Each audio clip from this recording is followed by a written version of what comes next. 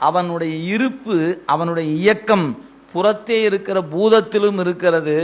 என்னுடைய ஆன்மா என்று சொல்லக்கூடிய என்னிடத்திலும் இருந்து இயங்குகிறான். எனவே அவனுடைய இயக்கம் இல்லை என்றால் எனக்கு இயக்கம் இல்லாமல் போயிடும். அப்போ நான் நேற்று ஆணவச்சேற்றில் கிடந்து பிறவிக்கு இன்னைக்கு வந்திருக்கிறேன்னா அவன் ஆடியதால், இப்போ அவன் ஆடிக்கொண்டு இருப்பதால தான் நான் நிற்க, நடக்க, போக, வர, சாப்பிட, தூங்கிட எல்லாம் நடக்குது.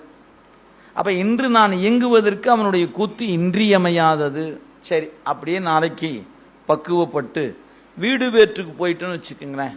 எங்கள் கைலாயத்தில் போய் சிவபெருமானை கண்டு இன்பமாக இருக்கிற இடத்துக்கு போயிட்டோம். அப்போ என்ன ஆகும்? அப்பவும் அந்த கூத்து வேண்டும்.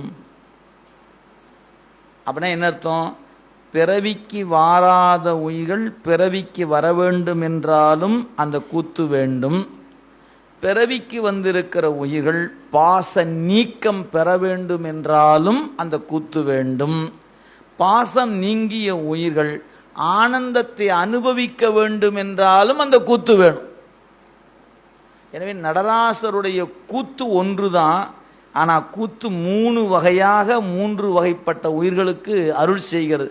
பாராத உயிர்களை பிறவிக்கு கொண்டு வருவதும் கூத்து, வந்த உயிர்களை பாச சுடல்ல சிக்கி உழலுமாறு செய்து பக்குவப்படுத்தி மேலே தூக்கி விடுவதும் அந்த கூத்து. அவ்வாறு தூக்கி மேலே வந்த உயிர்களுக்கு சிவானந்தம் என்கிற இன்பத்தை கொடுப்பதும் அந்த கூத்து தான்.